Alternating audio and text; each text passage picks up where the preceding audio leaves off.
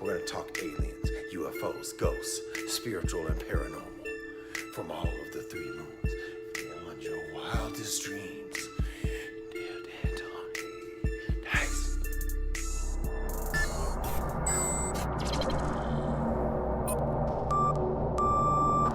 TruthSeekah and or its affiliates are not responsible for any strange phenomena that may occur during or after listening to this podcast, which may include the following: heightened senses of awareness, psychic abilities, UFO sightings, alien contact, time loss, out-of-body experiences, ringing in the ears, ESP, lucid dreaming, increased synchronicities, astral projection, telepathy, stronger intuition, levitation, miraculous healings, and or remote viewing.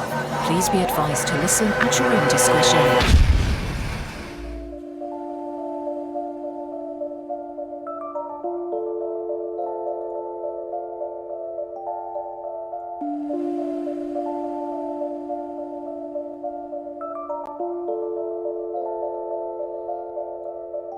Won't you come and take me away? I just wanna be with you.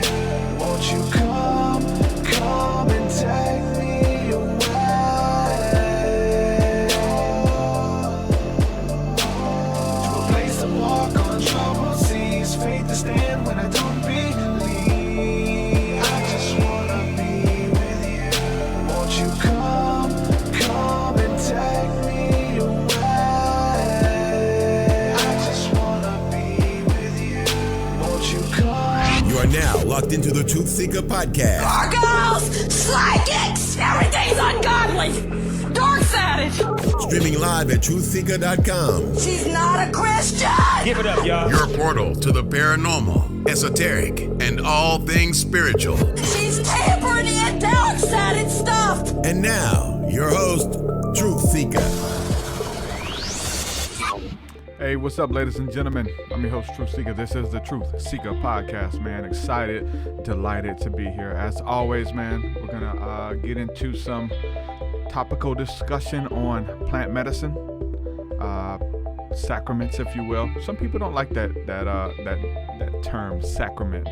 For me, it's very and used in religious practice and religious observations and things like that. So I think that it would be a sacrament. Even some of the things we've covered in the past about maybe even Amanita muscaria or psilocybin being used as the Eucharist, as the bread of Christ, and even the wine even being some sort of mushroom tea that was made. And there's some really interesting verses that kind of point to some of that stuff.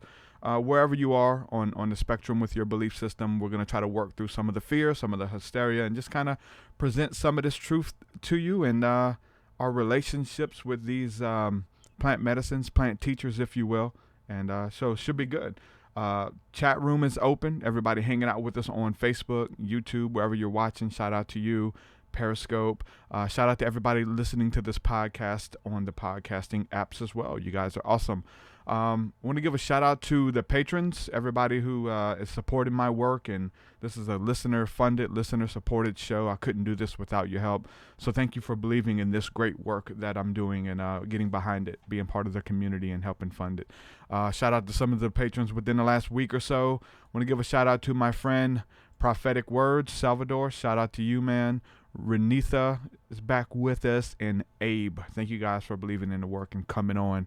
If you'd like to support, go to patreon.com/TruthSeekah. There you get access to my entire discography of music, which is 200 plus songs. You get access to my guided meditations, our Thursday night School of the Mystics, which is the community aspect to what we're building here.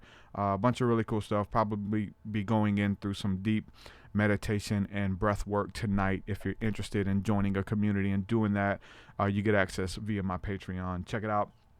Also, my book is here. If you have not had a chance to get it, I'm waiting on the audio version to be approved. The audio version's recorded. They just have to approve the audio quality. So hopefully in the next couple of days, that'll be approved. But the physical copy is here. This thing is a relic for sure. Make sure you get your hands on the physical copy. Spirit Realm, Angels, Demons, Spirits, and the Sovereignty of God. Forward by Jordan Maxwell. And our prayers go out to him right now. He suffered a stroke. I'm trying to get in touch with him. Everybody send prayers and positive energy to him because he needs it right now. Shout out to him. Without further ado, we're going to jump into today's discussion. Welcome my friend to the podcast, Angela Kunz, is it? Yep, Angela Kunz. Hey, how's it going? I'm doing well. How are you, my friend? I'm doing very well. Yeah, it's been a busy month, but things are good.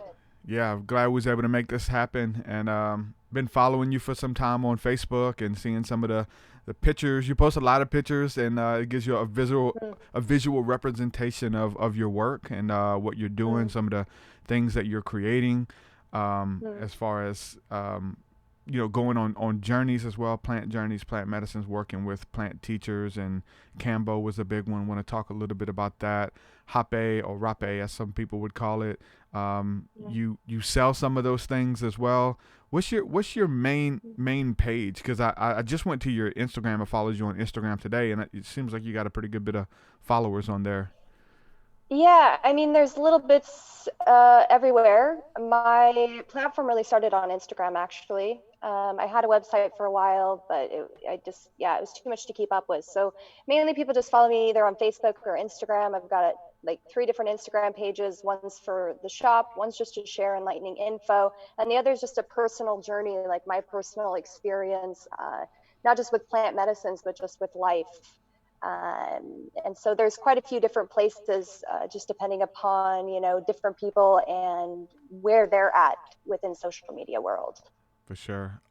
What are some of the things that you sell in your shop? I know that you're working on some blends of rappe that you're getting to sell, and what is it? I always mess up the pronunciation of the carupes or something. Carupi, I can't. How do you? Yeah, the kiripe. Kiripe, yeah.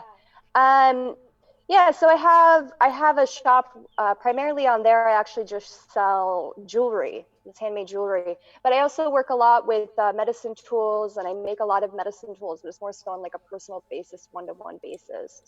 Just because for me, I really value the sacredness of these medicines. And so it's important for me to get to know each person or client that I'm working with, have a one-on-one conversation about the medicine, find out if people are familiar with the medicine, if they're not familiar with the medicine, and if they're not familiar with the medicine, we're able to kind of work through the steps on how to work with the medicine, why they're working with the medicine. But yeah, the rappe that I get is primarily from Brazil. I have gotten medicine rappe from Peru as well. Basically what rappe is, it's a very, very, very finely ground tobacco, a very pure tobacco called mapacho that comes from the Amazon. And so there's many, many different varieties of rappe. And they each have their own name, and oftentimes these rappes are actually named after the tribes that they come from. So we've got like Cataquina, which is the rappe that I'm going to be working with today, which is made by the Cataquina tribe in Brazil. And they all kind of vary. Most of them have mapacho in them. There are a few blends that do not have mapacho in them. But I really like the mapacho because the way that the Amazonian tribes look at mapacho or look at tobacco is it's a master plant. It's a powerful plant to cleanse, to center, to ground the energy. And so this medicine is used either on its own as well as in sync and in synchronicity with other plant medicines, depending upon what you're doing. So yeah, rappe is something that is done on its own. This is a medicine that I work with quite frequently. It's not psychoactive in any way, but it's very powerful in its own way. It's very good for grounding us back into our body, centering us back into our body. It also has this incredible ability just to cleanse and open the energetic body up. So if there's like blockages, emotional blockages, mental blockages happening in the body, this is a great medicine just to clear that up, open us back up. And then there's a lot of physical stuff too, balancing of the left and right hemisphere of the brain, all kinds of stuff. So yeah, it's amazing. It's a really great medicine. Now, when you're using the medicine, I usually use just about a pea size. They say just put the size of a pea. Hmm. I've seen videos. I don't know if it's hape that they're using, but like I've seen videos of some of them over in like Peru and stuff, and they'll just like, I mean, I don't know if it's the same thing or what it is, but they're just like a whole bunch just going straight up. Yeah. Is that the same thing? Have you seen videos where they're Yes. using a bunch of it? So it really depends upon why you're working with it, right? So if you're wanting to have a really deep experience with rappe, usually you can do quite a lot of it, and it can bring on massive purging effects, where your eyes are watering, even sometimes you're purging and vomiting. I mean, I've taken people through experiences with this medicine, where they're in a full-on 5-hour purging experience after it, just because that's what the body needs to release at that time. In the Western world, we look at purging as something that needs to be suppressed. Feeling sick is something that needs to be suppressed. But that's not how it is in these tribal traditional cultures and communities. Purging is something, it's like we call it the getting well. You're going through a getting well process because the body literally needs to release something. Yep. And so large amounts of the rappe can usually bring that on. You go with an intention, wanting to clear something or understand something. And oftentimes, again, it comes back to those blockages. There's something being blocked in the body. And so it can bring on a purging where you're finally releasing that energy. The energy comes out through that purge. But typically, if you're working with this medicine on a daily basis, you're not going to want that kind of experience every time. And so you're doing a very, very small amount of it, which is usually a pea-size amount.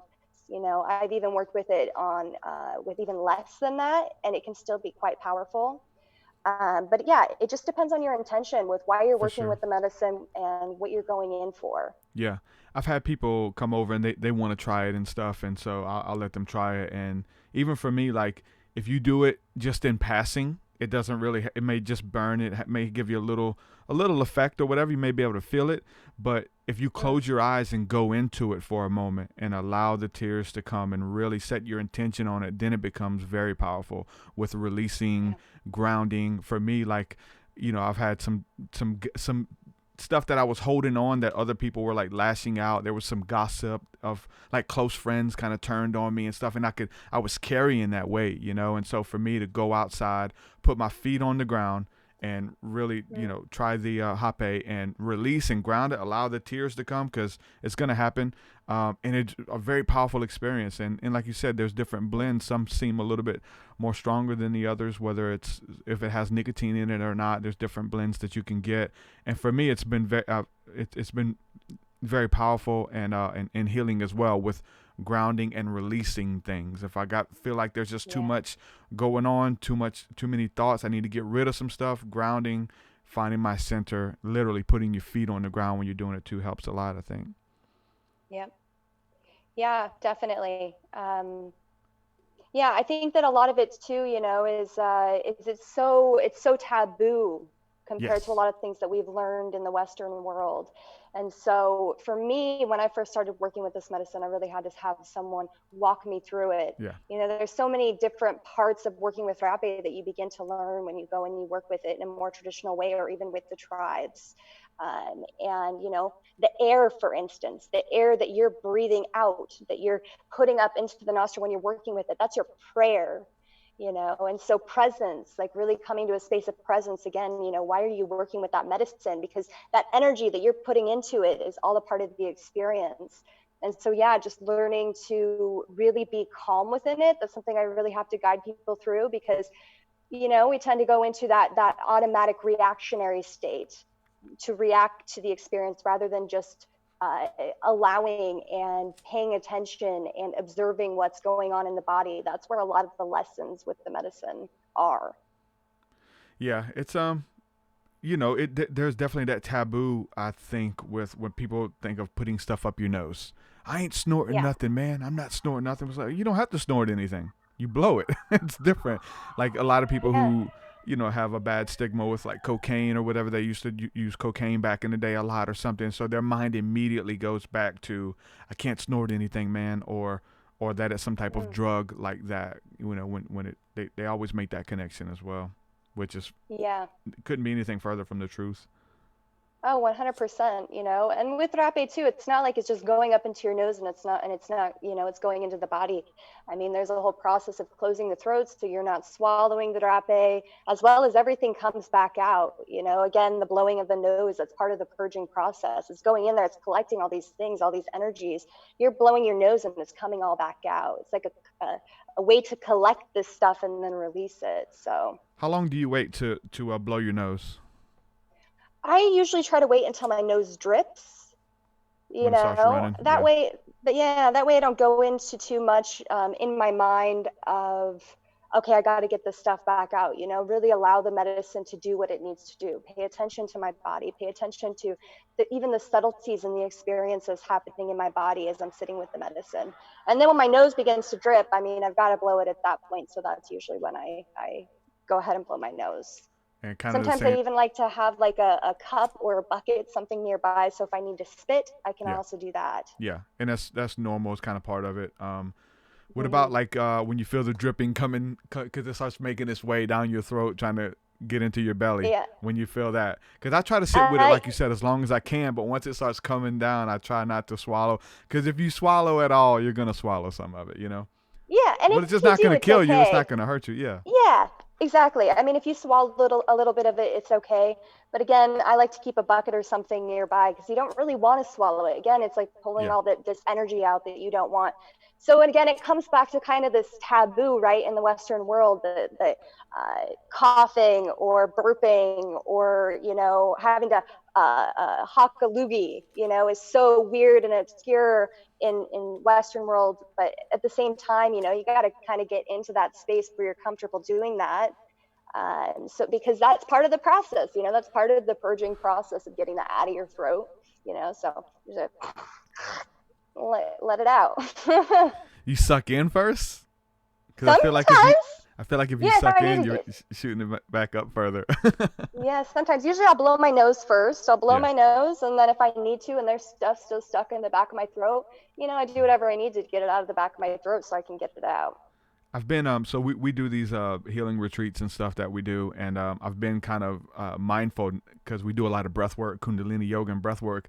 I've been mindful Nice. to do the hape after versus Yeah. doing it before, and then it really intensive Yeah. like breath work in and out and just lodging it up and up. I was like, let's just wait till after we do the breath work to do. That's probably Yeah. smart, right? Yeah, 100%. I do a lot of Kundalini yoga as well, actually. You know, I worked in a Kundalini yoga community. I actually helped open one up in Thailand just last year. And if we worked with rappe, we always work with rappe after Kundalini yoga because you go into such a heightened state with breath work or with Kundalini yoga. And so I've found that rappe is really good just to recenter and reground, really integrate everything that's just taken place in that experience with breath work or Kundalini yoga. Yeah, because they're each, you know, just as powerful by themselves, and then when you combine them or kind of have it mapped out, something that you Yeah. want to do, it's its own journey in and of itself. Yep. Good Yeah, stuff. they go Well, really well together. would you like to do some on air with me and kind of show the people? And again, just doing it with that intention, not never. I would say never to do anything, just to do it right. Have that intention of grounding and maybe releasing some things as well. Yeah, so this rappe that I'm going to do, it is from Brazil. It's actually from a man that I met while I was in Peru. His name is Gabriel. He actually passed away last December. So this is the last little bits that I got from him. Blessings to Gabriel. He was a beautiful, beautiful person. But yeah, this blend is catechina. This is actually quite strong blend. The And, catechina, is that different than the catacuna? Yes, it's a little bit different. It's with catechina, catecuna. There's kuntanawa. Mm-hmm. The catacuna, they're from Peru, right? I am not sure actually on that blend. There are so many of them is the thing. Yeah.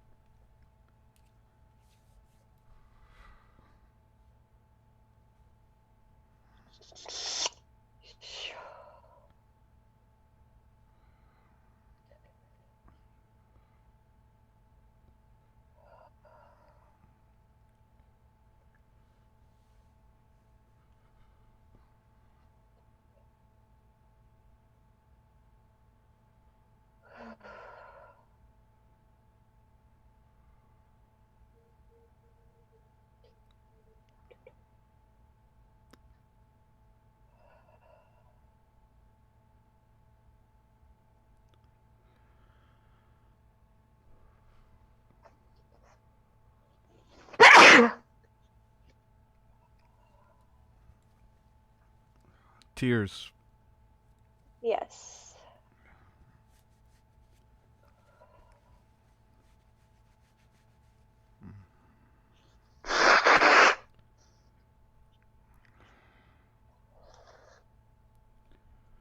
Do you feel a little bit more in tune and relaxed after, maybe even in conversation and stuff? I remember watching some of my older podcasts where we did a little bit before a conversation with a friend of mine here, and going back watching that, and we had some copal resin burning as well, and it was just a really mellow, you can even hear it in my voice. I just feel really connected after partaking. Yeah. Yeah, there's like a calmness that sweeps over for sure. I mean, there's like an initial, but then it's like everything just balances and evens it out, So, nice.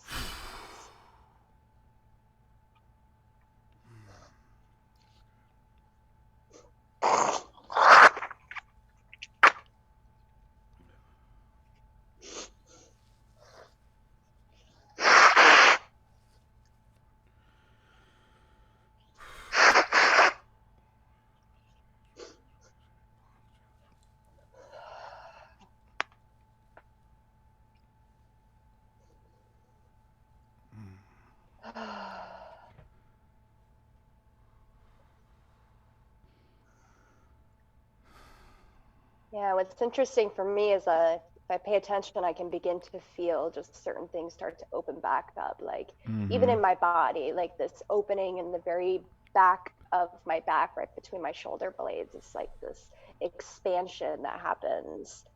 And Yeah, I felt it for sure. yeah. Been working out a lot, and I feel like even looser as I even just did that. So it's interesting. Yeah.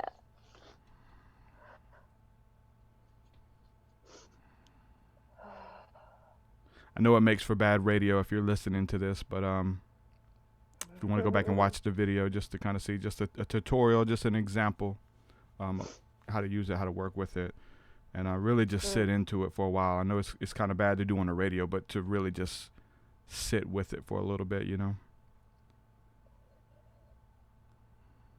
Yeah, because that's when the magic is happening with the medicine, is to be able to sit with it and pay attention, because there's all these little subtle things that happen. And if we're not paying attention, we're missing the entire point or the entire message that you're receiving from the medicine.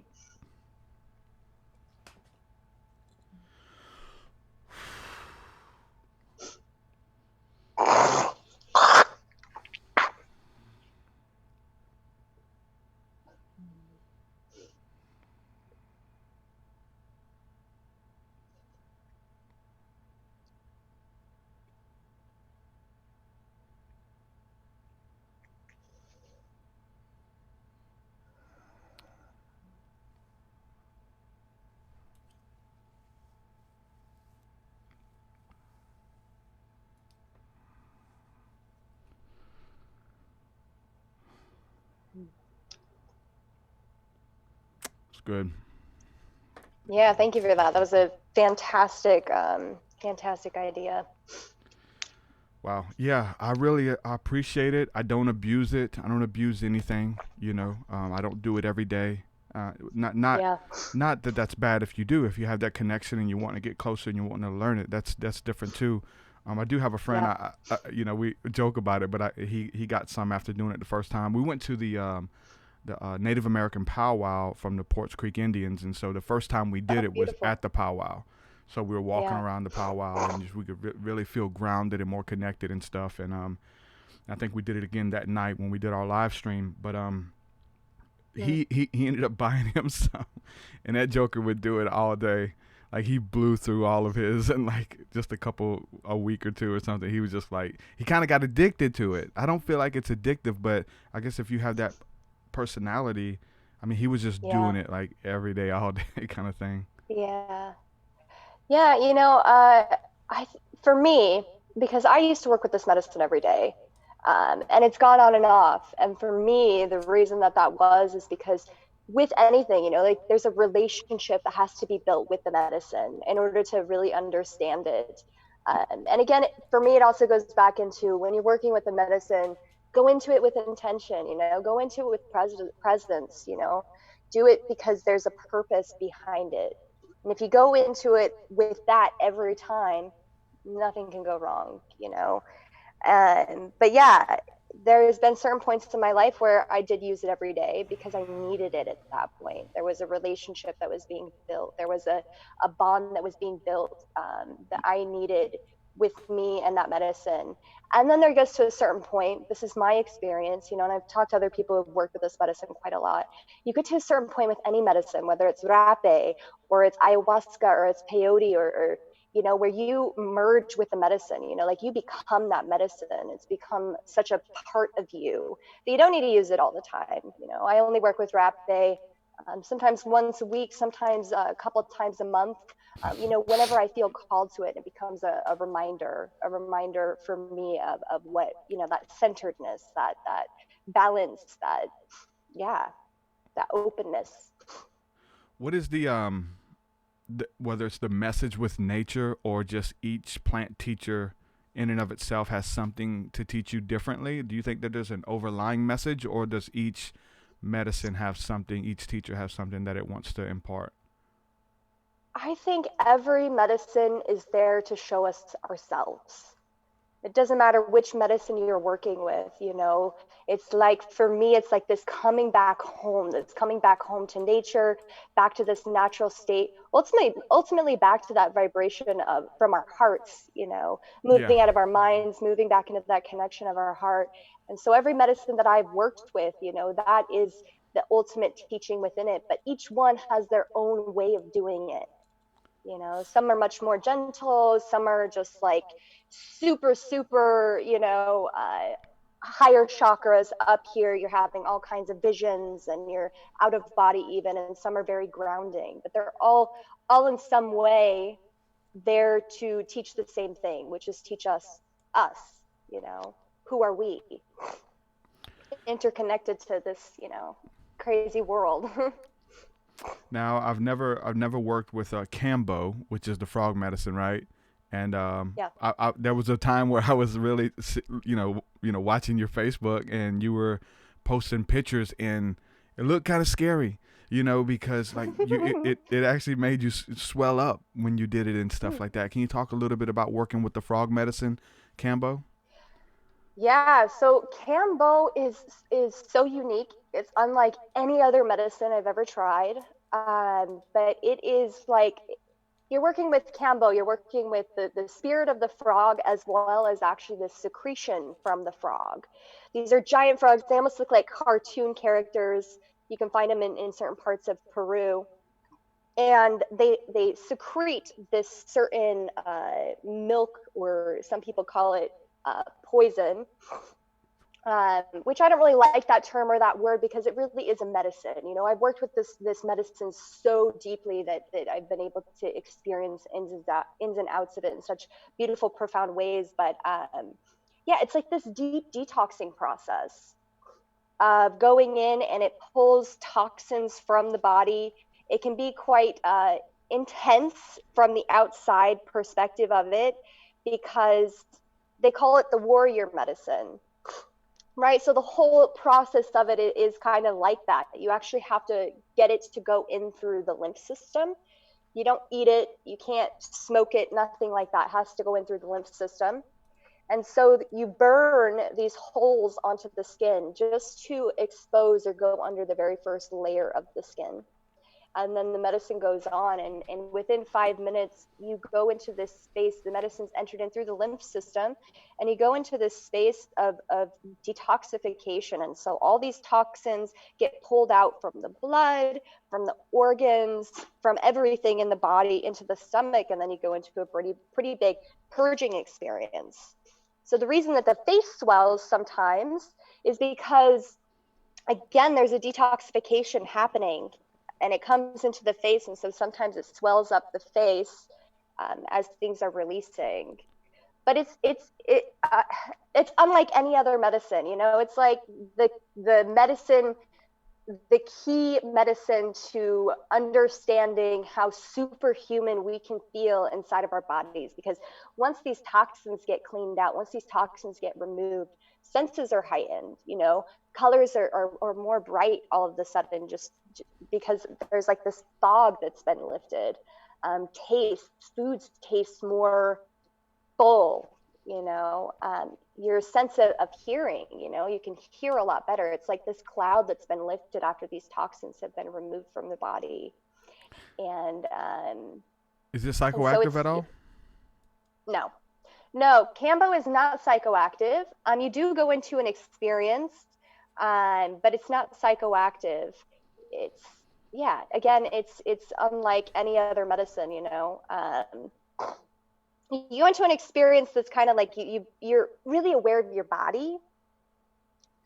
Your heart begins to rise, the heat in your body begins to rise, and sometimes you can actually hear your heart beating in your head while you're working with it, because it's activating all these different mechanisms inside of your body as it's getting ready basically for this really powerful purge, and all the toxins are being pulled into the stomach.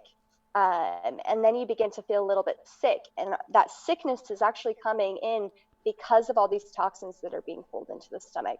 And then you go into a purging experience. So beforehand, you actually drink a bunch of water. You do a 12-hour fast, at least a 12-hour fast before. And then right before the medicine's put on, you drink a bunch of water, because the water acts as a carrier for all these toxins that get pulled into the stomach, and then you purge. And you'll see all these crazy colors come out of your body, yellows, greens, blues, orange, and all these colors are actually toxins that have been held in the body for sometimes your entire life. Yeah, that's we're talking about the purging, and I know you mentioned, being sick and stuff like that earlier, that the body's sick and holding these things, and it's actually a good thing when we throw up or when we purge and stuff like that. Your body knows what it needs. There was times in the past where I was had a crazy food addiction, and I would eat so much food and I would throw it up after. It was almost like I was anemic or bulimic or whatever. I couldn't hold food down. It was because I was gorging myself on fast food. I wasn't even hungry, but it was time to eat. So I would order a big, huge meal and I would throw it up, and I couldn't stop myself. And, but then getting sick, what flu-like symptoms, if you will, it almost feels like a lot of times that sickness comes because you need to purge, and you've been walking around with all of these toxins in your body, and your body's like, no. So your body heats up, and you have a temperature, and we've been taught in the West that we need to keep that temperature down. He's running 101, we need to bring it down. But your body's going through purging out and burning up that stuff that's not supposed to be in you. So the purging, the diarrhea, all of that stuff is serving you. It's helping get all of that bad stuff out of you. And you notice that when you come back, when it's time to eat, or when you start feeling better, you feel so clean. You feel so good. Even though it was kind of hard going through it, it was scary, it didn't feel good. But on the other side of that purge, of that sickness, if you will, some would call it, you feel so much better. And that's just something through observation. It's almost like if you're not taking care of your body's going to make you get sick and take care of itself. Right. Oh yeah, 100%. And the nice thing too about Kambo, is it's such a fast experience. You're not going into a 6-hour Kambo experience like you would if you were stepping into an ayahuasca ceremony. Kambo, usually once the medicine's applied, is typically, not every time, but usually on average about 20 minutes. Wow. So you're going through this very fast. It's like you're So is the swelling that long, or does the swelling last a lot longer? Everybody doesn't swell. Swelling only happens a certain percentage of the time for most people. And so for me, I've worked with this medicine hundreds of times probably at this point. And for me, I probably have swelled, I don't know, maybe 10 times. But when the swelling happens, it's like you almost want it to happen because you just had this deep experience. You feel this cleanliness, it's like your face swells up, but then the swelling goes down. Usually it'll go down within 24 hours. Sometimes, within an hour, even after you just sat with the medicine, the face will start to go down. But then afterwards, your complexion, your skin just looks incredible, because all of these toxins, all of this stuff just got flushed all through your face and all through, everything. I've even seen the hands swell. the feet swell. You know, the medicine's just going in, it's causing this swelling so that it can pull things out. That's awesome. Your body knows what it needs for sure, and just going through that process of like, the first time I did Kundalini yoga was with just an online video with what's her name, Guru Mook, if you know who that is, and I felt like I felt like a dirty, like a rag, like a dirty rag that got rinsed out, because there was like muscles in my body that I haven't used, and like they kind of got exercised, and even doing and connecting it with the spiritual work, with all of the different movements and things like that. I felt clean afterwards. And again, like the air smelled different, and this wasn't even ingesting anything. This was just in some pretty deep, intense Kundalini yoga. But it's just that essence of cleaning yourself out spiritually, you know, your muscles, like using them. It was an amazing experience, my first time doing Kundalini yoga. And I feel like that purging and just that, you know, cleaning yourself spiritually is what all this stuff kind of does. It helps you see things, and you don't even know that. You don't know that you're carrying, you know, toxins in your body, because I think in the West we've gotten used to feeling like crap. Like most of us, we're like, our normal is way below how we're supposed to be operating, but we're used to it. We've learned to manage of being tired all the time, of having doubt and worry and fears and trauma. Like that's our normal. We've gotten used to it. It's not until you step into a experience like this, whether it's with the plants or Kundalini yoga or breath work or whatever it is that you want to tap in with, that you're able to experience it and feel how beautiful it is on the other side. Yeah, I think that you hit the nail right on the head, actually, is, you know, I don't think people realize just how, I'm going to use the word sick, but people don't realize just how sick they are in their bodies, you know, or how tired they are in their bodies, or how out of balance they are in their bodies, because so many of us in the Western world and even all over the place have grown up, and we just grown up into a imbalanced environment, you know, and we've been taught all of these habits, all of these ways of living, these programs really to live in a certain way, eat certain foods, treat our bodies a certain way. And so, yeah, when you move into something and you dedicate, you know, time in your life to cleansing, which is so important, there's shifts that take place where all of a sudden, you know, for me, something opens up and it's like, wow, I didn't even know that I could feel like this. I didn't even realize that this tiredness was existing inside of me all of these years until this moment when I finally released it, you know. And something that Kambo's taught me a lot, actually, is, you know, we talk about trauma and we talk about emotional suppression, talk about all these different things. All of those things are connected into our physical body, you know, and they can manifest as all kinds of things. They can manifest as being overweight. They can even manifest as being underweight. They can manifest as some sort of disease or illness or sickness in the body. You know, some people even get cancer, or they're dealing with depression. They're dealing with all these things. And there's usually all kinds of physical ailments that go into that the body's been holding on to. So when you go through a huge detoxing process and you finally begin to release that, you begin to watch the body come back into a natural balanced state where it feels good. Like we're supposed to feel good in our body. Our bodies are designed to feel good.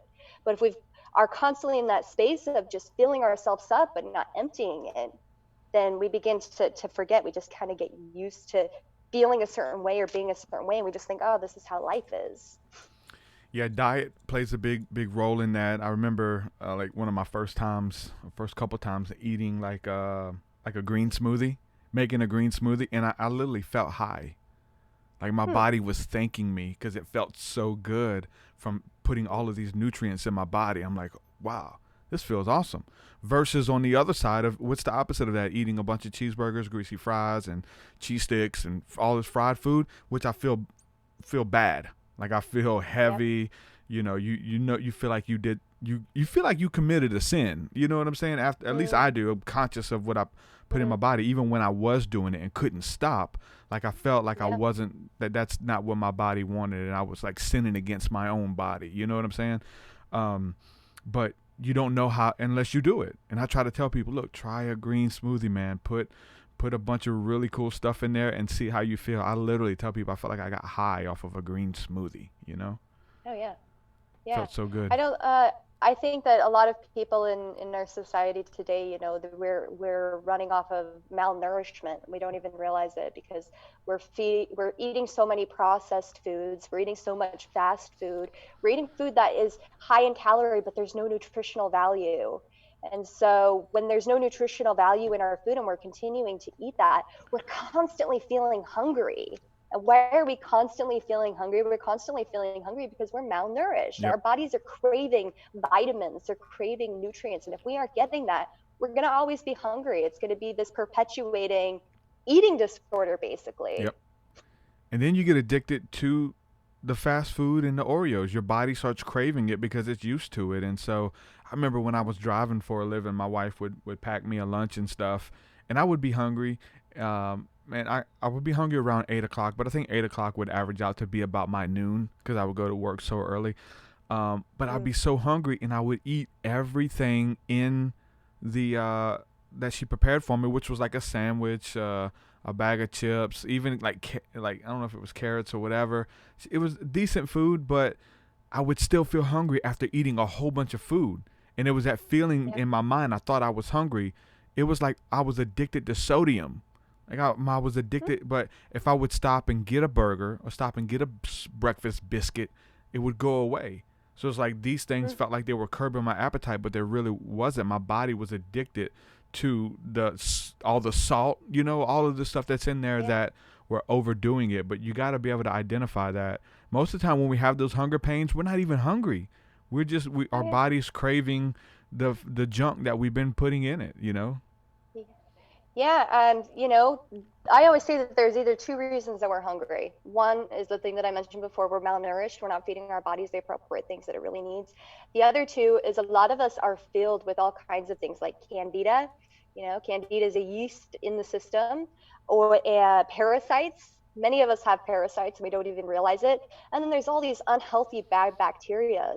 Well, these different things are feeding off a lot of these processed foods. If we have high amounts of candida or we have certain parasites in our system, they're literally sending signals and messages to our brains telling us to eat these certain foods. And if they're not getting those certain foods, we're constantly craving them, you know? And so that's why it's so important to detox and cleanse the body. You know, that's one of those things actually that Kambo does is it starts to clean that stuff out. You know, it'll kill the parasites, it'll kill the candida. And so you'll begin to actually watch this shift happen in your food. I like to call it food sovereignty. You know, you finally have power over what it is that you're eating. Your food doesn't have power over you anymore. In order to get to that point, you got to clean all the shit out. You know, you got to clean out the parasites. You got to clean out the candida. You got to rebalance your gut flora. You know, get rid of all that bad, unhealthy bacteria and add in those nice probiotics, you know, that are going to balance out your moods, you know. Make it so that you're not feeling depressed or anxious. Our gut health is so important, and it goes both ways. It's our first brain. Detox and then nourish. It's our first brain, your gut. Like, and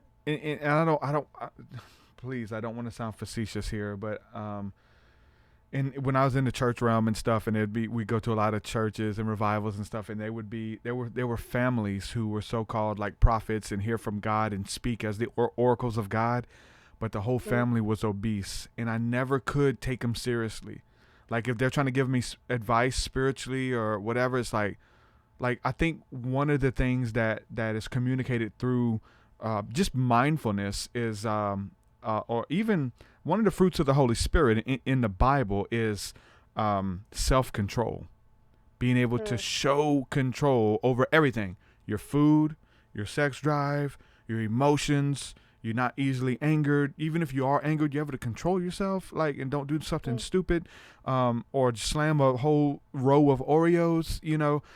For me, I remember seeing that these families that were, and it was one family in particular, but a lot of them, you know, a lot of the big names, they were like morbidly obese. They're not just heavy people. They were like morbidly obese, giving spiritual advice. And again, I don't want to sound shallow or facetious, but that was just something that I connected to. Like, hey, I don't know how much advice I need to take from this person when it comes to the gifts of the spirit, walking in the spirit, which is self-control, being able to control yourself. Oh yeah, 100%. I think that living what you preach is that's how we become the example. I can't sit and give somebody on advice on something that I've never even experienced or I've just only thought about, Yeah. If someone comes to me and they look healthy, we're having a conversation, they're vibrant, they Yeah. have this energy about them. I'm going to listen because they've got something that I'm looking for. They got something that I want. How did you get there? Yeah. But, if I'm sitting in front of someone, I think this comes back to even the pharmaceutical health industry a lot. You go to these doctors and I'm not, downplaying Western medicine. I think that it plays a really important role as well, but there's still certain parts of it. You go to a doctor and you're talking about certain health things. They're trying to give you health advice, but they're obese. They're sick themselves. It's like, so is your medicine really working? How can I take advice from you when this medicine's not even working for you? So I think that living what you preach, you want to be an advocate for health. You want to be an advocate even for spirituality. I see this all the time within the spiritual community. Live what you preach, be that example. That's the best form of a teacher. Yep. Is to just be the living embodiment of it. Yep, 100%. When I was real big into like, I come out of the really deep religious Christian realm, and I was a Christian minister, and kind of still am in a sense. Like that's still my framework or whatever. But like, I remember like exposing people and calling them out for their preaching bad theology or overemphasizing money or whatever, and it was I was in a bad place now. I thought I was doing God's will back then. But I felt this download. I felt God speak to my spirit and say, look, if you want to combat the evil and the bad stuff that these people are preaching, even in the church realm, like the best way to do it is not to label these people or to attack them and make it personal. The best way is just to show them the right way to do it. Don't name these people's names. Don't call them out. If it's wrong, teach it the right way. And and it was like, for some reason, it should be like, you should just know that. But for me, it was a deep revelation. I was like, you know what? I'm going to try it. And things changed for me. It wasn't so personal anymore with these preachers or these people, deceiving the masses. You know what I'm saying? Because people look for teachers that tell them what they want to hear. So there's somebody out there who you can find. Even if that person stopped, there's another one in their place. But for me, it wasn't personal, but I understood that, again, be that example, be the change that you wish to see in the world, Yeah. Yeah. I mean, I got goosebumps as you're saying that, because I think that is such a key thing. We live in a world today where even spirituality has almost become this fad, and people want to look a certain way and they want to do certain things because that's what's popular right now. That's what our friends are doing. And so we begin to label ourselves with all these things. But at the end of the day, that's not what it's about. We're not here to label ourselves. We're not here to create titles, necessarily. It's about living and embodying our truths, our souls, like who it is we really are from our hearts. And that's something that I've even had to work a lot of things through.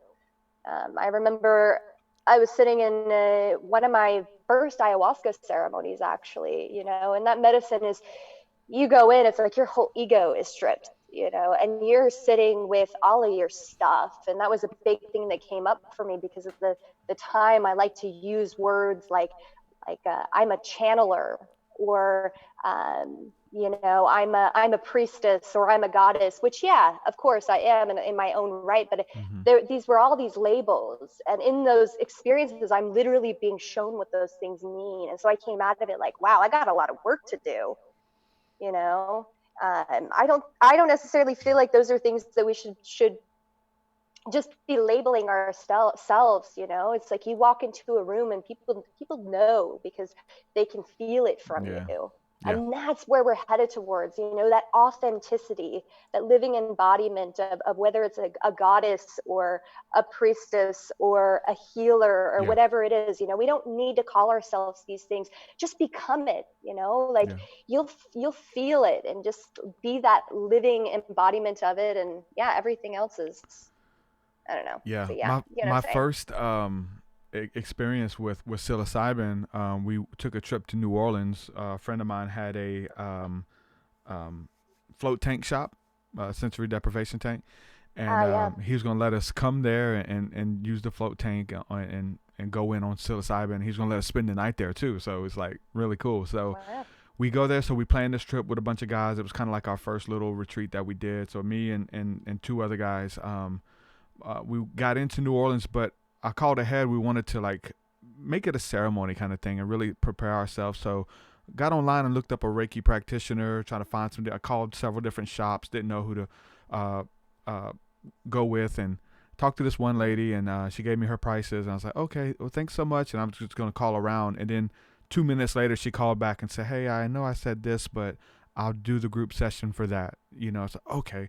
And it just felt better when she called back. So I was like, let's book it. So I ended up booking this session. We get into New Orleans and we go right to the Reiki session as we come into town. And we go to her shop and everything. And she's leading us in a group Reiki session, like group meditation. And then she's kind of like doing Reiki on each of us in the room. It was really powerful, beautiful experience. We felt really connected. It was a good way to kind of set that intention going in. Ended up becoming really good friends with her, Jess Treagle. I done a couple shows with her, but she's awesome. We go to the float tank shop and we partake of the medicine, the psilocybin mushrooms. I think I did about 2 grams, 2.5 grams.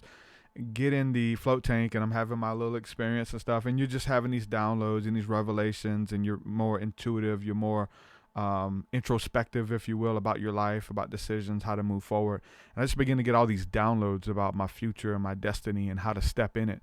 And I had this overwhelming sense of wanting to be a healer. And a lot of it came from like having that session with this lady, you know, and just the thought that she gets to wake up and do what she loves for a living. She gets to help people work through their trauma, do energy work, and she makes a living off of it, and she does what she loves. And that was something that seems so unattainable for me.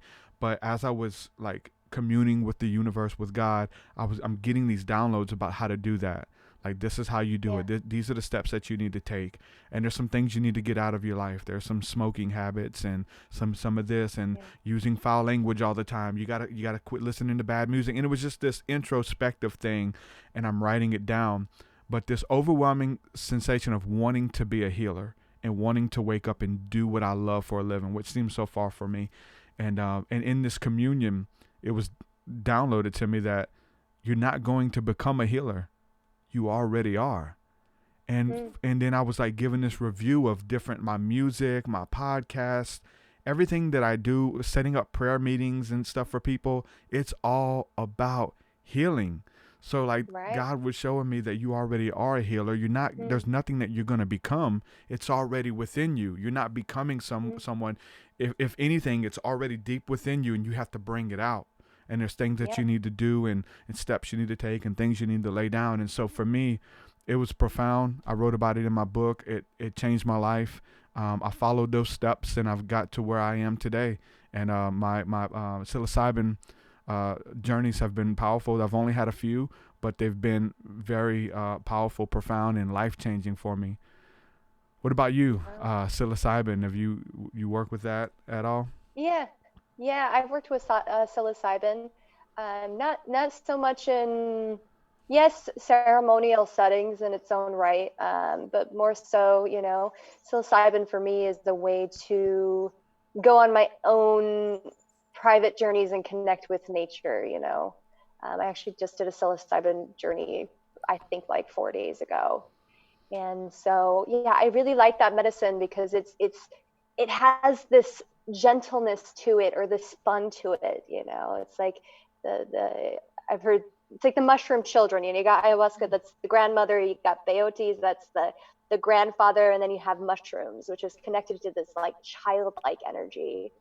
And so I've worked with that medicine. It's helped me to connect with that actually quite a lot. And I just feel like this I don't know. I feel like mushrooms for me also has like this link to some deep ancestral stuff, so it's like a really powerful way even for me to both connect with nature and my own ancestral roots. And so, I love that medicine for sure.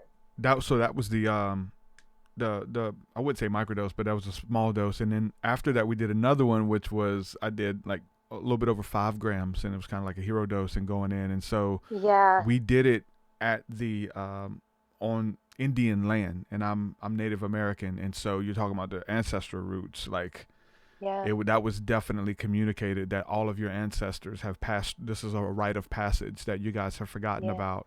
All of your ancestors, your great great grandfathers have done this, and even on this land, they've done what you're doing. And it was a rite of passage for sure. And we don't have that anymore in the West. Like the rite of passages, I think, are going to college and get hazed into a college fraternity. I don't know, but there's not really anything that resembles some of the different.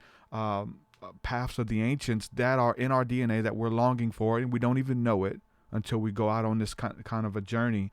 And you know, it was beautiful, you know, life-changing encounters, man. Yeah, I think that that's important. I feel like that's something that we really need to bring back, and I think that's slowly making its way back. More people are realizing it. But yeah, the rites of passage, I think that's a big reason that even, you know, a lot of men and women today are confused about what it means to be a man or a woman, because they haven't gone through these rites of passage ceremonies that give them that I don't know, that shift, I guess you could call it. That shock, that awe to be alive. I mean, that's huge. That's you know, like, oh my God, I think I died and came back. I don't know where I went. It's like you're earning, you know, you're earning something, you know, a lot of these things, they need to be earned. And so that's what a rites of passage ceremony really is.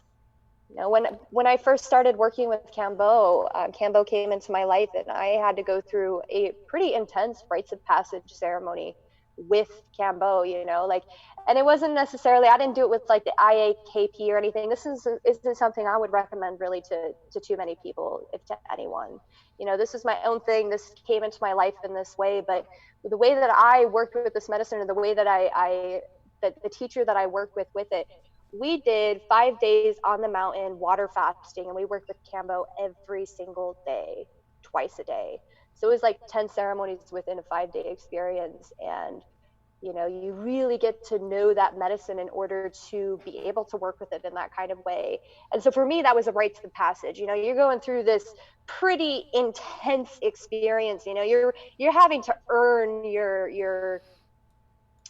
earn the shift, basically, that you go through to have that kind of communion or that kind of understanding. And yeah, I mean, I think that's so important. I was working with a group of people in Atlanta, Georgia, actually, and they do rites of passage ceremonies. The man that I worked with, he's from Brazil, and he works quite a lot with ayahuasca. And so that was a big thing, you know, that he taught me a lot, and rites of passage was an important one. And so he put together all these different rites of passage ceremonies, and people will come together. You know, you're going through an initiation, you know, it's not an easy experience. You're going into the shadows, you're going through something that's challenging you. Can you do this? You know, can you show up for this thing? Can you show up for yourself? And you get through that, and there's a giant shift that happens. You know, it's like there's like this empowerment that comes from that, where you've earned this I don't know how to say it. It's like an energy, it's like an energetic shift that takes place. But yeah, I think that's something that really lacks in today's society. And if we could bring that back, oh man, the shifts the world would go through, you know, like the respect that we would have for one another. Mm-hmm.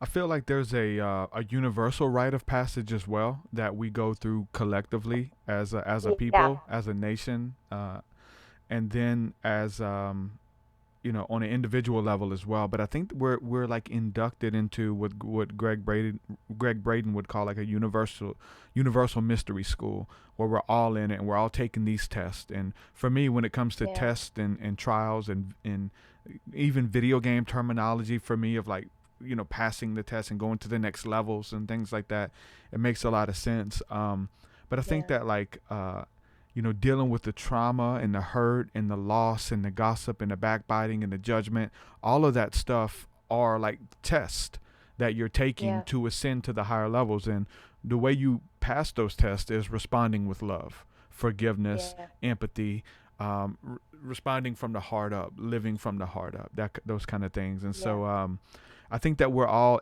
inducted into we're going through those rites of passage, but I think that a indigenous rite of passage prepares you to take the other tests that you're gonna have to go through regardless. Yeah. It's like almost like doing your homework kind of thing and doing the inner work so that you can Right. pass these tests with ease and grace. Yeah. Well, I think part of it too, for me, it has to do with tools, having the tools that you need to be able to pass these tests. And if you don't have the appropriate tools to get there, it's going to make it really challenging. And so, yeah, like the different initiations or rites of passages for me were these gifts that I was given to have the tools to be able to get through life.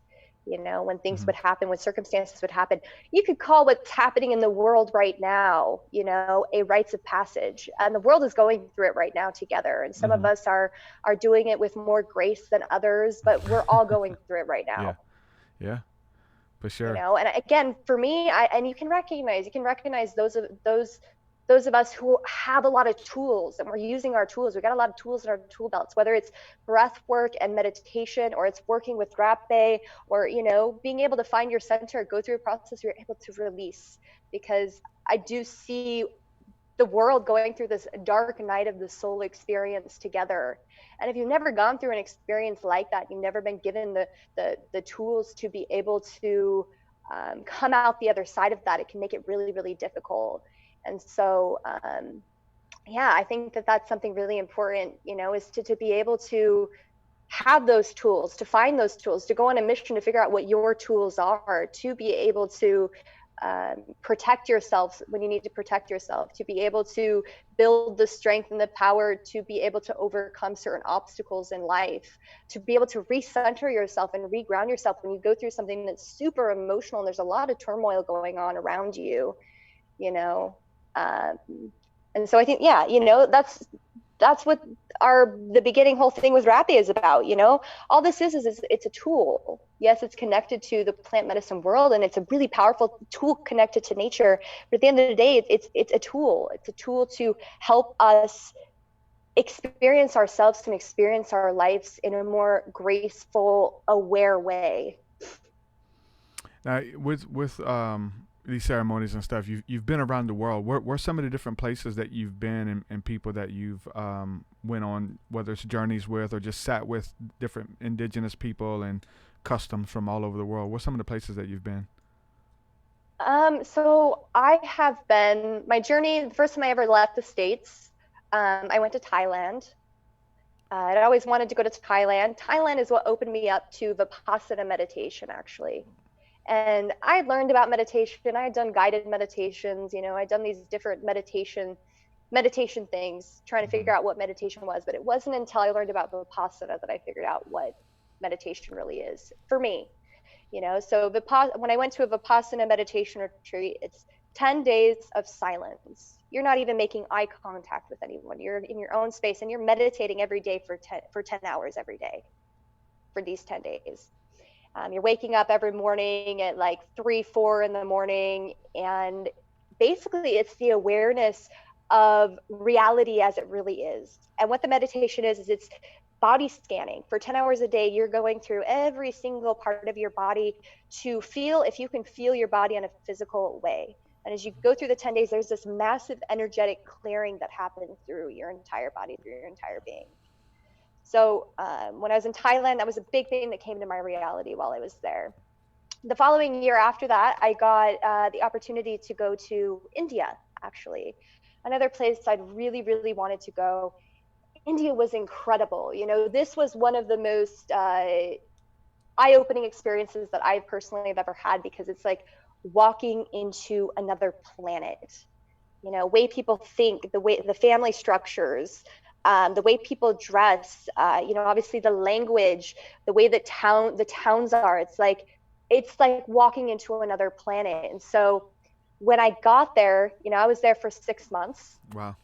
And I went there actually to study yoga, because I've always been super drawn to yoga, but there was something missing for me here in the West. I wanted to get to the root of yoga. I wanted to learn more about the Eastern philosophies with yoga. And so I went there actually and I studied Kundalini yoga. And I worked with, I think you mentioned her, Gurmukh, Mm-hmm.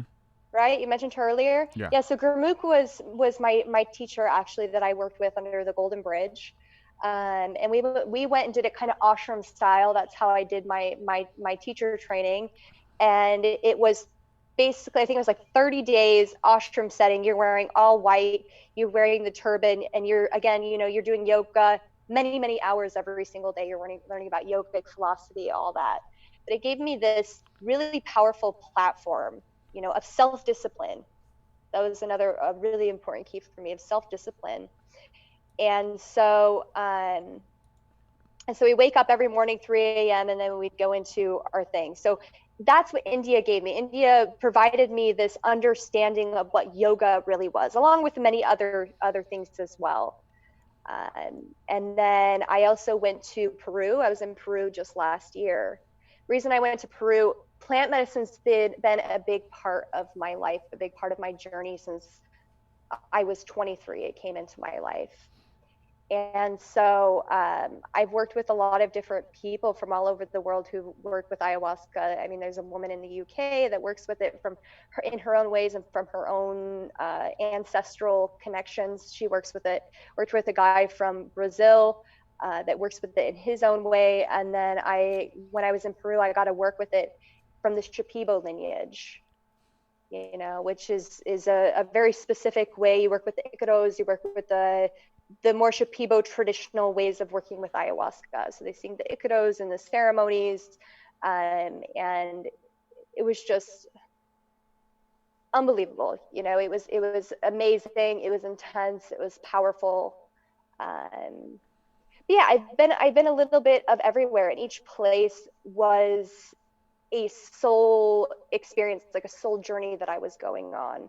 And so each place provided me with different things, the Vipassana meditation, the Kundalini yoga, the plant medicine, and they all kind of have come back together.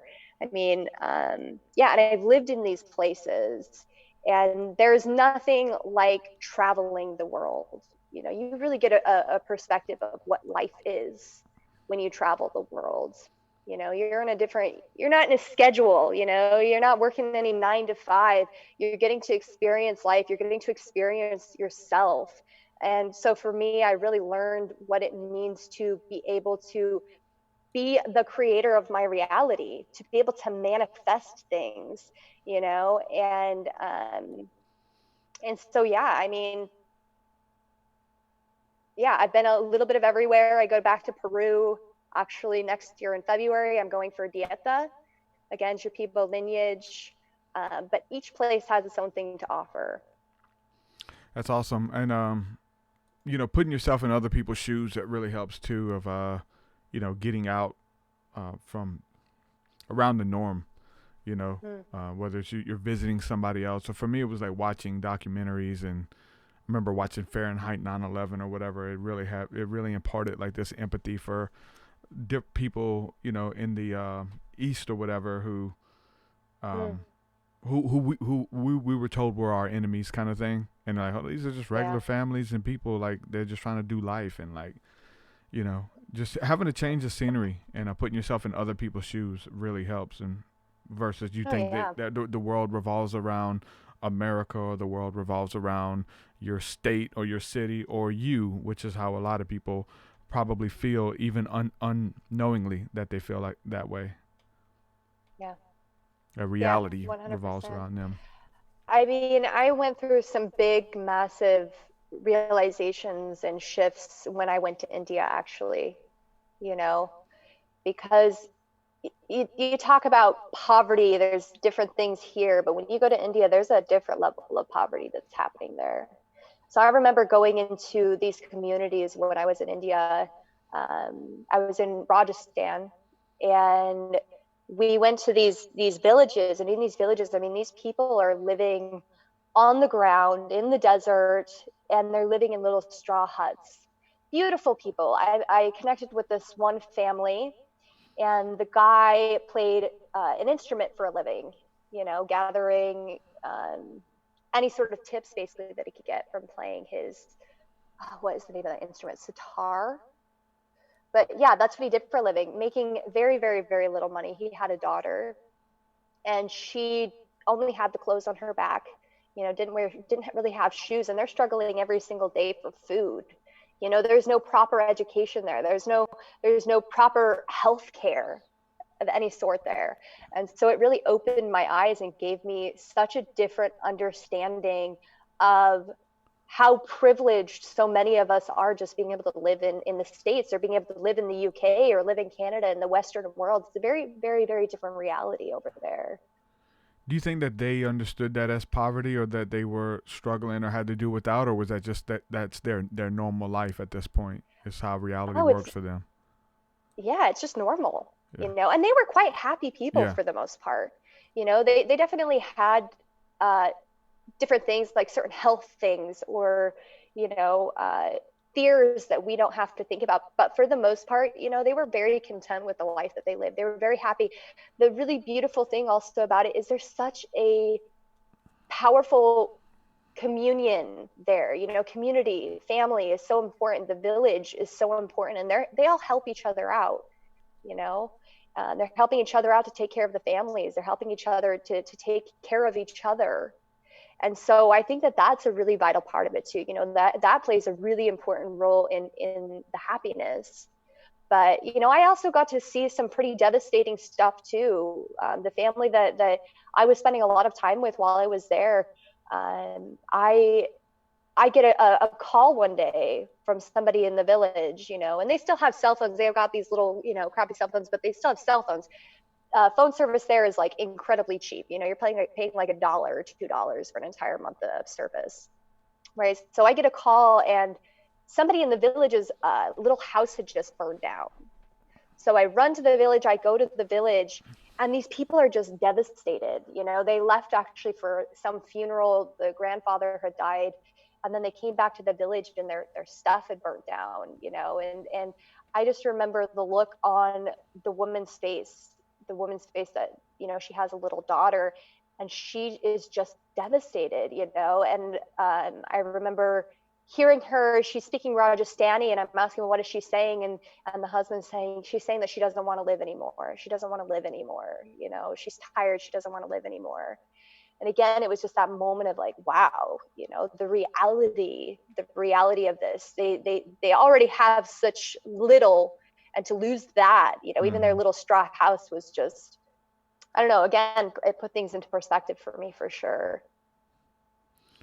For sure. It's, perspective is key. I watch, I'm fascinated with it. I definitely want to go to India, and I watch a lot of like vloggers who go there and interact with the people, and looks really, really cool. Have you, do you remember, or have you seen, there was a guy named Baba the Cosmic Barber? Did you ever check any of his videos on YouTube? He's passed away now, but he had like a little van or a little trailer or something, and people would come in to get a shave and a cut, and he would be doing like energy work on them while he's shaving them. It's amazing. Like it's like real ASMR, because when you're watching it, you can feel like the energy, and it just looks and feels relaxing. He's massaging them, but as he massages them, he like pulls the energy and throws it, and pulls it and throws it, and he's like rubbing your head, and he takes the energy. It just looks so relaxing and refreshing. But I think his son's trying to step into his shoes, but he passed away a couple years ago. But those videos are awesome. He was in India, but when you get a chance, check it out. Baba the Cosmic Barber. Really awesome. Yeah. That's beautiful. Yeah. That was another thing even about India too, is that those kinds of things, that's not taboo there. Like spirituality isn't just something that people don't just talk about. Spirituality, that's just like infiltrated into their culture. Everywhere you walk, no matter what city you're in, there's altars set up all over the city. Yeah. There's small temples set up all over the city. I mean, it would be interesting even going to pay for something. You go and you pay them for something, and they do a blessing on their money. Like, wow, thank you. Like there's this whole action that takes place every time they pass an altar. There's a moment of recognition, like thank you. That's just part of their culture. It's just part of the way that they live. It's awesome. May I ask you about this too? We'd like to talk about this a lot on here. What about enlightened beings, angels, aliens, UFOs? Any experience with those type of entities? Yeah, I mean, yeah, definitely. All of them. That was a big part of my awakening, Yeah. was actually that. It's what I was kind of shaken into it when I was pretty young. I think when I was 19. I mean, I had experiences even before then, but at 19 is when I was really shaken into a whole other experiences. I would wake up in sleep paralysis every single morning. I mean, this happened for months. And to the point where I can't move, I'm completely paralyzed, but I could open my eyes. And I remember seeing all kinds of beings in the room. And they used to kind of fuck with me, actually. It was pretty scary in the beginning because I'm like, what the heck is going on? So from that, I started reaching out. Luckily there was the internet, so I was able to reach out and just start asking forums and stuff like, have you ever experienced anything like this? Like, what is going on? Like, why is this happening? I mean, I was scared to go to bed at certain points because of what was happening. Sage my room every single night before I went to sleep. And luckily I started getting answers. I got in contact with this guy actually who did a lot of astral projection. And he started giving me a lot of tips on things. And he said, yeah, you're going to sleep paralysis, but that can be a really important stage into the astral realm or even lucid dreaming, And so when these things are happening, be aware of that. And remember, you can tell these beings they're not allowed to be there. Because I used to have things come in and they would touch my face. Yeah. They would touch my back, and I'm paralyzed. They would, say things into my ear in weird languages that I didn't recognize. Yep. And so I remember one morning I woke up in sleep paralysis, and there's a being at the end of my bed. And I remember this message that came to me super loud and clear. And it said, all you've got to do is send love. Send love and let it know that it's not allowed to be there. And so I did that. It was like this embodiment that I had to put myself into of I love you, you're not allowed to be here, and really embody that energy. And then I watched this entire room that I was in transform. It went from like this dark, gloomy, cloudy, spirit beings there to all of a sudden the whole room is bright and light and almost like sparkly. And for some reason there was like a rainbow on the wall, and then I remember for some reason seeing this little seahorse. I don't know why a seahorse, but I remember seeing this little seahorse just floating by me. And it was a huge shift for me, because from that point forward it was like I realized in that experience that the power lied with me, and so the beings that were coming there, it was like I was attracting them. I was attracting them through my thoughts. I was attracting them through fear. And so when I really learned about switching that energy into love, I started practicing astral projection. I was able to actually choose if I wanted to astral project or go into lucid dreaming. And so, I met a lot of different beings and experienced a lot of different things. But yeah, that was a big part of my journey was that point when all that was happening. Yeah. A lot of people start off with the dark, it's what kind of opens the door that something's real. And if the dark is real and these entities are real and scary experiences are real, then why not higher beings? Why not beautiful entities? Why not entities and beings that want to help you, and angels? Why is it the demons? It's so funny too, because like the church realm where I come from, like everybody had those experiences about the demons and casting out demons and seeing a demon in this and seeing a demon there and demons coming through the movies and stuff. Well, if that's possible, then the angels can do the same thing. They can come through the movies. They can show up in the middle of the night. Those kind of things, Yeah. I think that a big part of it is the movies that we watch, like what's shared. There's so many horror movies out there. I mean, there's so many movies about extraterrestrial beings, and a lot of them are really negative. We get that in our mind and we become really afraid of these things. We become really afraid of these other places. And if we're in that space, we're automatically, demonizing these kinds of energies. And that's what we're going to experience. That's what we're going to see. That's what we're attracting into our reality. And so that's why, for me, that point in my experience is so important, where everything shifted from this dark gloominess to this beautiful experience with rainbows and, all these amazing preachers, you know, but it was all in my own vibration. It was all in what I was putting out, you know? And so, yeah, I mean, I usually deprogram from all the crazy movies out there, and things can shift in really beautiful ways. I usually tell people that, right, when you tap in, the stuff that you're entertaining in your waking hour, like, you're going to see that on the other side. And I just did a video yesterday.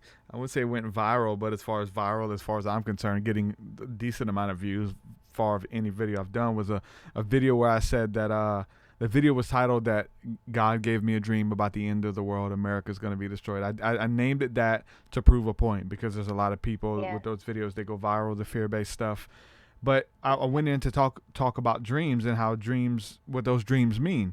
And and you get your dream symbolism from the things that is relevant to you in your psyche, your monster movies that you're watching. What is a demon? Who is a boogeyman? Like, to some people, like, your uncle is going to be your boogeyman. Your uncle was a friend to me. He comes to me in a dream as a friend. But to you, your uncle is the embodiment of evil.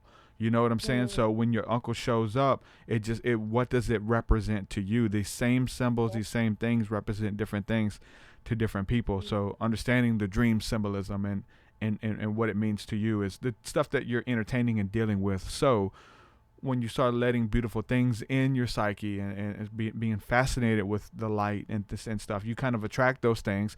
And when you do tap in through meditation, through breath work, through having these different dreams and stuff, like, you position yourself to be encountered by the higher level entities. But and also it goes into what you're doing, not just what you're watching, but what are you participating with. And so I remember when I first got into, I wouldn't say spirituality, it was more of a cult and witchcraft, I would call it that, and Satanism even. I was doing a lot of bad stuff, robbing people,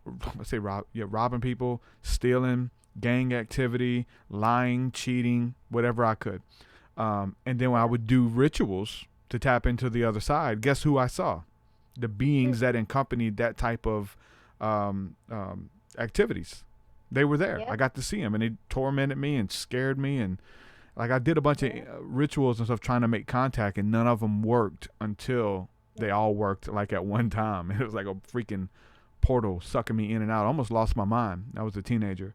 And so, but now on this side, I've done the inner work. I'm forgiving myself, forgiving my enemies, and doing the family ancestral cleansing. I mean, any area I can to find healing and to promote it and help people.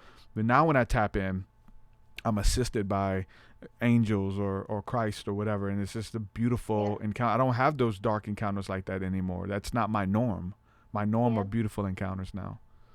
Yeah, 100%. I fully agree with you. Yeah. For me, it's like this trust that is built, I had to go through, again, it comes back to a cleansing, a big cleansing of ideas and things that I had seen, things that I believed, in order to create that shift, because I think that a lot of it comes back to what we experience is what we think, what we believe, it's all reflections. You made a point about dreams and the boogeyman, and how you interpret your dreams is you look at it as a symbology. Every single thing within that dream is a representation of you, whether it's night outside or it's during the day outside, or you encounter someone in your dream. Well, what does that person represent for you? That's an aspect of yourself. Everything is an aspect of ourselves. And so I like to look at my life that way too. Someone comes in or something happens, it's some sort of reflection. For me, it's a message that's happening. There's a symbology that's there. So it doesn't matter, if you're in your waking life, you're in your dreaming life, or you're in the middle of a psilocybin or ayahuasca experience, everything that's being encountered is a reflection of us in some way. It's there to show us some part of ourselves, something to either deprogram or learn or heal, whatever it is. Yep. Yeah, and just being consciously aware, again, everything's an extension of your psyche and everything you're interpreting. But then again, like you said, in your waking state is bigger too. When somebody triggers you, and brings something out of you. I still get it when people want to debate me and people do videos about me. Like I shake a little bit, and I have to, okay. You still care about the opinions of others and what people think of you and trying to run your name through the mud? Like, ego got to die. Like, it's going to happen. Don't Yeah. it just depends on how you respond. That's the test. Okay, how you respond, bro? Are you gonna curse them out? You're gonna try to fight them?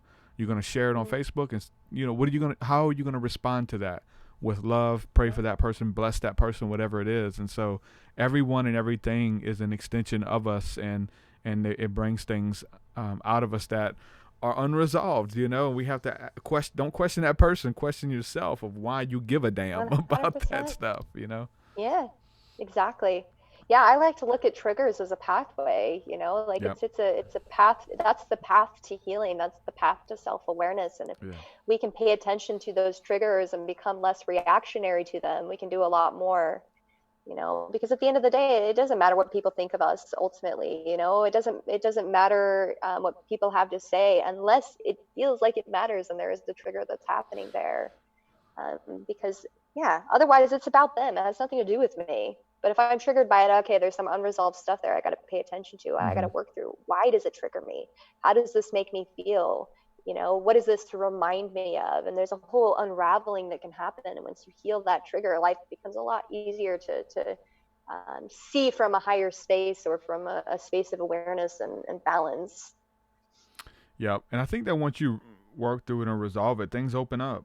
You have to respond to it differently. And then like, you kind of got I guess, handle it with care and kind of prove, I guess, that you can. And then you may have to, your relationship with that changes, like once you see it again, you don't get scared. You don't get aggressive. You don't try to run the other way. You say, oh, okay, I see that. I know what that is. Yeah. Show up for it. Yeah. I had this really huge thing that actually happened to me. I don't know, a week or 2 weeks ago. So my dad left my reality. He left my life when I was 12. I haven't talked to him in 15 years, and I had this whole story going on in my mind about who he was based off of my childhood. And I had a lot of pain. I had a lot of hatred. I had a lot of anger towards him. And there was a lot of triggers still there for me that I wasn't paying attention to. Just in other people that I would meet that would remind me of that situation. So I had this opportunity. It was the day after Father's Day. I had this opportunity to resolve some of these things. And so rather than letting it trigger me, it was like, okay, I am triggered right now. Now, what am I going to do about it? Because he had said some things to my mother that were just like, really hard for me to not feel triggered by. And so I decided to video call him. And so that's what I did. I video called him. I talked to him. I saw his face. I heard his voice for the first time in 15 years. It was a big deal. And in the beginning, we were both quite triggered. There was a lot of anger and stuff that was there, but also this recognition that was happening. Like, okay, well, we're not getting anywhere with this. There's unresolved stuff here. Like, let's shift what's happening. And so it became more gentle. Our conversations became more gentle. And by the end of it, there was this whole shift that had happened for me in that conversation where I saw another side of him that I did not remember from my childhood, this gentle side, and also this person too, who also has his own traumas. He's got his own stuff that he hasn't dealt with, that he hasn't resolved. Right.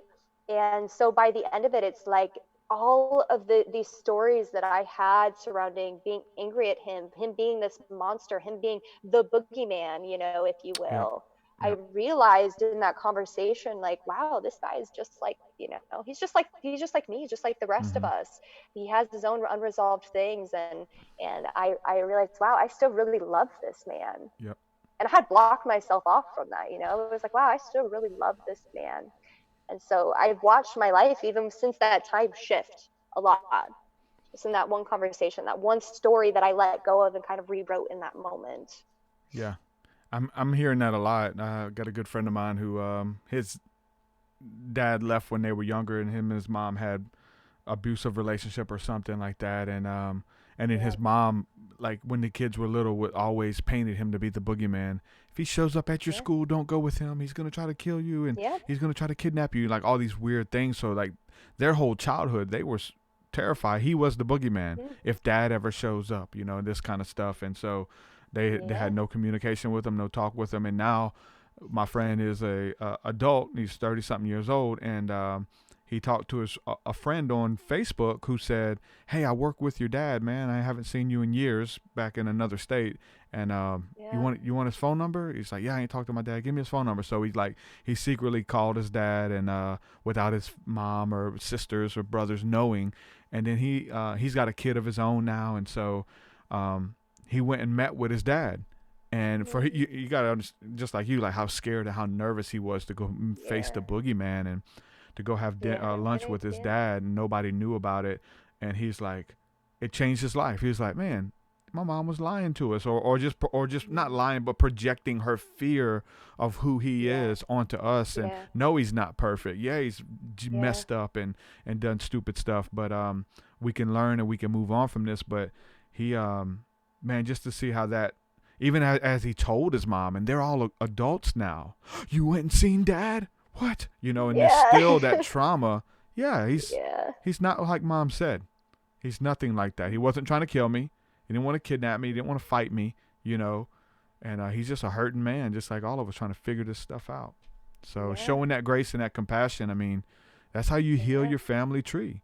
That's how you cleanse your DNA. Yeah. That's the ancestral work. If you out there healing, and that's the biggest thing, and it's a fear, but it's a healthy fear, I think, that we're out here trying to save the world, win the world, cleanse the world, and heal the world, but yet our own families and our own, my daughter, my wife, my brother, my sister, like these people fall to the wayside, but we did a good job at saving other people's families. I think that we have to do the inner work, and it starts at home as well. If it's not powerful for your family and for your siblings, like, what is it, Yeah, 100%. I think ultimately, that's what we're here for, is that family healing.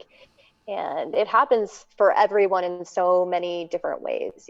There's no one story that's going to work for all, but showing up in that work, I think that comes back to even the triggers. It doesn't matter if you're talking with family, you're not talking with family. And we tend to be most triggered when we're with our families, but when we heal that, there's things that are happening. It's not just this generation. We're healing line after line. There's like 7 generations back that you're healing in your own journey and your whole own healing experience. And when you heal that, you're passing along new habits, you're passing along new patterns for 7 other generations ahead of you as well. So it's just, that's the work. That is what's so important, more important than I think anything. Yeah, generational curses has been something big. I've had some people in my community reach out and say, hey, man, I want to know more about generational curses. And I tell you, it's pretty easy to identify. It's not real deep and complex, but it can be healed. Yeah.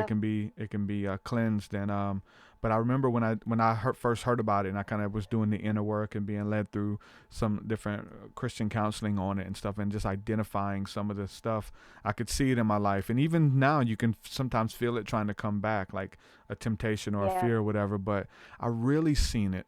I seen it in my life, but I really seen it in my sister, because my grandmother was a bartender, staying out late nights at the bars and getting into bad relationships, fighting the husbands or not boyfriends, and divorced, and all, not being able to hold a man, like get a man that they were compatible with.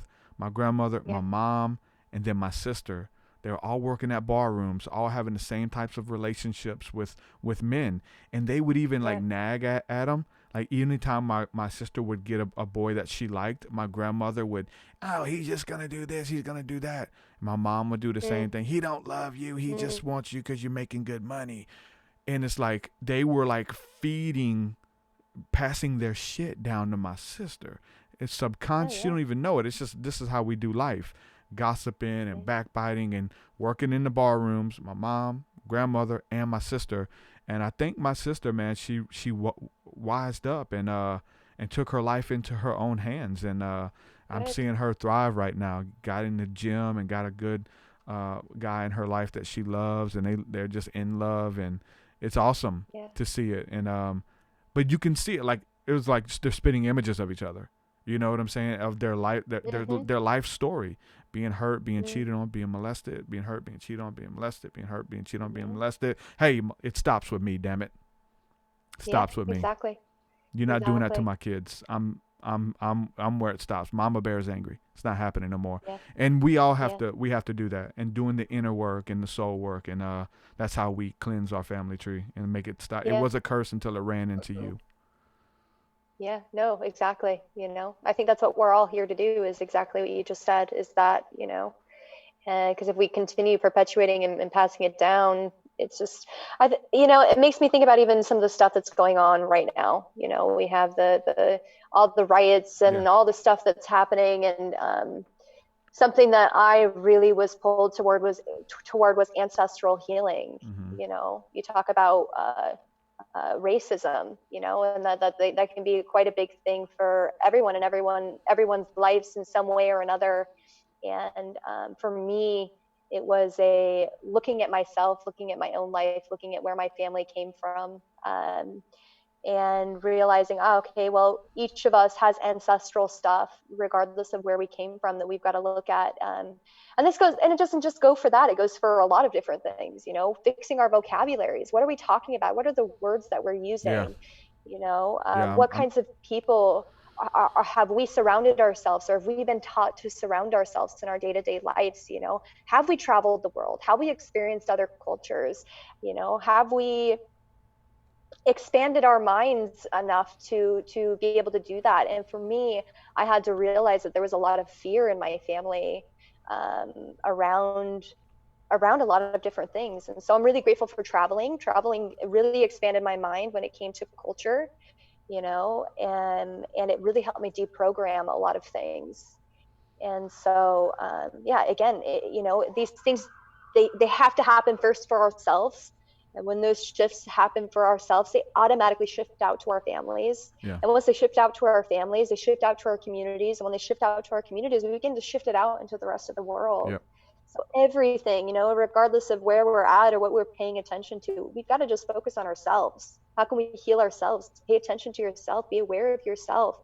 What are you saying? What are you thinking? How are you acting? How are you showing up in the world? And if something's out of alignment, really paying attention to that and bringing it back into alignment. That's Yeah. that's where I think that the biggest healing can happen for all of us. Yeah, 100%. And we're going through it and we can see it on the news and all that kind of stuff as something exoteric. But I guess if you're doing the inner work long enough, it's going to manifest itself in the physical as well. Yeah. For the collective. Yeah. Enough people are becoming conscious and changing our narrative Yeah. and all that kind of stuff. And so it's coming out. I remember it was several years ago now, but one of the churches I used to go to years ago, they had a new pastor come in, and he's like kind of like cleaning the slate, wiping the out with the old in with the new kind of thing, and he's going through the paperwork and the church deeds and the title of the deed of the church and how they got their land and stuff. And there was a damn document that he found. He was new, and he brought it to the front of the church, and so there was a deed that was signed that the land that the church was on was donated to the church as long as they wouldn't let any black people in the congregation. That was like a Wow. stipulation that, I don't know when it was there, like in the 40s or 50s or something. It's pretty old. But they signed this Right. church over, and I guess the person was racist, didn't like black people. And they said, okay, we'll take the land. Why not? And so you wonder why like the churches are segregated. And so there was a couple black people that started coming to the church, and the new pastor, like, he brought it up, said, hey, this is the deed. He told everybody, look, I found this. This is not of God. This is demonic. We're burning it, right? And he burnt it in front of everybody. And so now, like, the church is you know what I'm saying, multicultural. But it was like, even spiritually, you know what I'm saying, that this was the thing. I don't even know that it was something that they, were adhering to, like, can't come in, like that kind of stuff. But still, it's lingering over the spirit of the place, Right, 100%. Yeah, again, I think it also goes back to that whole generational thing. If that's the foundation in which it was built, and that's what continues to get passed down, whether it's a conscious thing that's getting passed down or a subconscious thing that's getting passed down, it's still getting passed down. So I think that it's really cool what you said, where he literally showed the piece of paper to everyone and did it in front of everyone. It was like that moment of awareness, like, okay, we're done with this. We're done with this. That's a huge release in itself. I mean, I think that's what so many of us need on so many levels right now is that moment, that recognition, that moment of awareness to say, I just didn't know better, or I didn't know this existed. I haven't consciously been abiding by this contract that's been there for generations, but now I'm aware of it, and I'm going to burn it. I'm done with it. We're going to pass down new things. We're going to open up. We're going to be multicultural. Yep. And I just think about the world, and if we could just have respect for one another, we could have respect for one another's cultures, one another's differences, the things that we could learn from one another. You know, I think about my traveling experiences and how much they've added to my life, and they've given me so much more appreciation for people. They've given me so much more appreciation for different traditions, for where people come from the way that they live their life, the way that they're connected to the earth, the way that they're connected to themselves. You know, we've all these traditions and cultures, they have their own way of doing it. And for me, it's like all these puzzle pieces to life, really. So we can just take a moment to move into that appreciation, to listen and to learn. But right now, you know, again, it's that dark night of the soul. There's massive healing that's happening for a lot of people. Different people are really ashamed. Different people are really angry, you know, and this is I see it as this is a part of the healing that needs to take place right now, you know, as this awareness happens. But I think that's exactly what we're moving towards. Is that moment that you just talked about where that paper got burned. Mm-hmm. Yeah. Beautiful times. And again, as everybody's doing the inner work, and it comes out through different ways, and it's birthing pain. And it's not always nice. Again, like purging. Like we're purging. Yeah. People are throwing up. We're as a collective. Like we're doing it individually, but as a collective, people are purging. Yeah. We're getting rid of shit that we didn't need, that didn't serve us. Yeah. Kicking it to the curb. You know, don't need to be here. We don't need this anymore. Yeah, it's beautiful, you know. I think that what's happening right now, even though it can seem really chaotic or really scary or really, you know, uncertain, even I've heard that word a lot. It's actually a really, really beautiful thing that's happening. I'm seeing some massive shifts happen in my home, in my communities, all across the world, my friends, you know, this awareness that's taken place. And we're finally in a space where I'm seeing people begin to hold each other more accountable. You know, far less things are just getting swept under the rug. Like we're starting to really pay attention and say, we need to address this. Yep. You know, whether it's sexual abuse, that's been a big one that I've been seeing come up, or racism, or even our own health. You know, there's all these different things that are really coming to the surface. And it's like, okay, it's time to pay attention to this. It's time to take care of ourselves and to take care of each other. I'm with it. We're part of it. We're facilitating it. It's all coming to pass. Yeah. Angela, I appreciate this talk, man. I really enjoyed hanging out with you. Let people know where they can go to check out your work. Where's the best place to go if they want to buy some rappe, if they wanted to look into more of the stuff that you make and stuff like that, your sessions and all that kind of stuff. Where can they go to check that stuff out? Yes, so you can find me on Instagram. Just look up _indigo. And there'll be actually a bunch of links that'll point you to my shop where you can buy handmade jewelry. You can also find my kiripes and tepis. I've actually got quite a few different pieces that I've made. This is, again, comes back to working with rappe.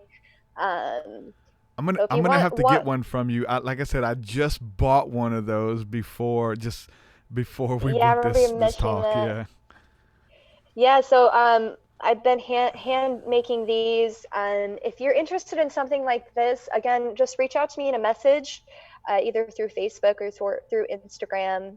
You can find me, Angela Kunz, Kunz, on Facebook, and just reach out and talk. You know, I like to be a bit more personal and talk to people, get to know people. But yeah, if you're interested in something like this, you're not necessarily going to find this in my shop. You'll have to reach out and talk to me one-on-one.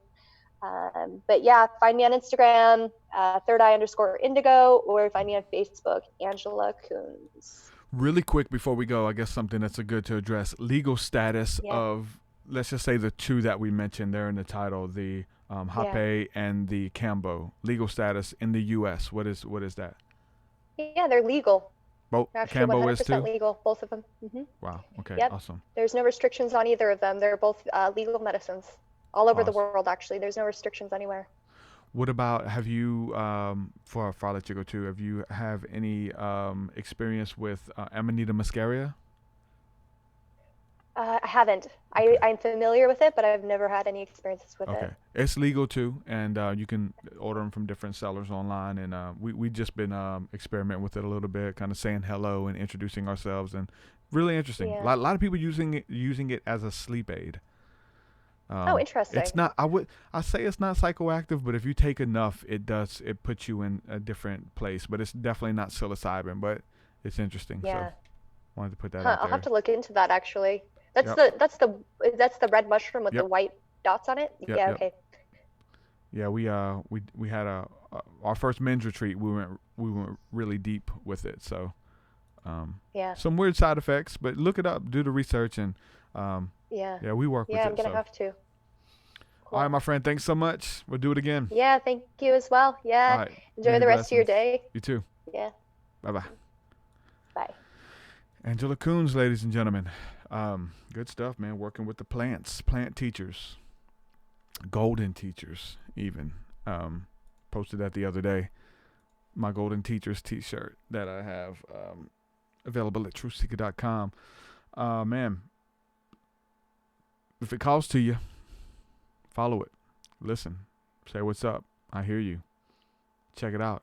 And I think for many people, you've had experiences. So a lot of talks like these help you out. They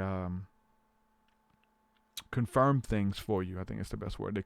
It's confirmation for things that you've experienced or working with it. And again, if you don't talk about it, then nobody learns, and we continue to demonize it. We continue to stigmatize it. And that's definitely not the way that we need to be going. We need to, be in the light, be in the open, and talk about this stuff, and without the fear of rejection or the fear of what if, and show you the healthy ways to use it, and how we're working with the plants and medicines and taking care of our bodies and doing the inner work. I champion that stuff. I love it. Whatever fashion you're doing it in, to take care of yourself, to take care of the others, to take care of the planet, to leave this place a little bit less off than you found it, if that's possible. But to try, for sure. Situations, circumstances, people, leave that person with a smile on their face, bless them with something, whatever it is. So, shout out to everybody hanging out with us in the chat, man. I'm reading y'all's comments here. I like somebody said a while ago, passage. I think it was Claymore said, passage. Broke it down into kind of like an etymology. Pass age, the pass age, or pass the sage, passage, passage, pass the sage. I like that. Good stuff. And rites of passage, R-I-G-H-T, a rite. It's your right to take this rite of passage. And a rite as a magical rite, R-I-T-E. The rite, let's perform this rite of passage as we go in with the sage and the Kambo and the whatever it is that calls to you, the medicine. The medicine is better when it helps me cope, for sure. All right, love you guys, man. We'll do it again real soon. Got a bunch of podcasts that I've already done on the back end that I need to go ahead and put out, and some of them that we didn't live stream, I'm about to go ahead and make them live. And there was some interesting talks, man. So y'all be paying attention to the stream when you see those new talks come up. Interesting stuff, as always. Love you guys. I would say peace and blessings. And if you guys want to join us for breath work, want to go in deep, want to breathe through some stuff, I'm sure we'll be tapping in tonight, Thursday night, 7 p.m., School of the Mystics. If you're looking for a community, you get access to our Discord, all that cool stuff, by going to patreon.com/TruthSeekah. My guided meditations are there. I'm going to add more very soon. Check it out. With that, I'm saying peace. So much higher than mine. So much deeper than mine. So much deeper than mine. Well, that does it for this episode, folks. To hear more episodes of the TruthSeekah podcast, head over to TruthSeekah.com. And if you're wanting to support the show and get rewards, go to our Patreon page at patreon.com/TruthSeekah.